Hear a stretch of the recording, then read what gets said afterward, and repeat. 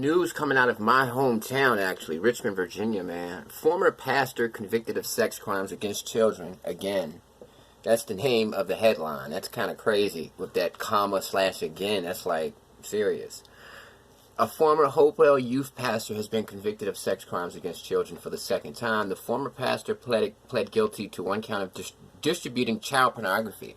According to documents, 39-year-old Derek Peacock was living in Richmond's Chimborazo Park neighborhood at the time of his latest arrest.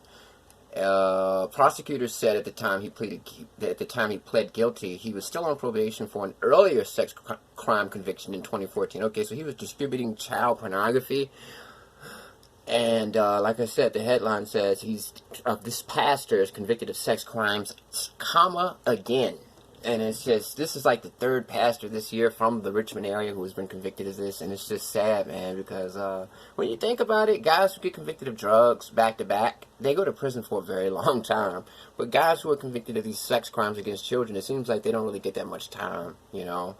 I don't know, man, but it's just, it's wild, man. It's a wild thing, man. You would think that this crime against children and drugs would be not equal. You would think that the crime against children will be much, much higher. But yeah, man, I think about all the guys who got life in prison for selling crack.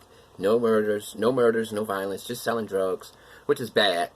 But the fact that they can get life, and people who, you know, do things like this to children, they get so many second chances, and you don't even know about the court case, really. Like, I didn't even know about this case or anything. You know, it's not, well, most cases like this aren't really publicized, I guess.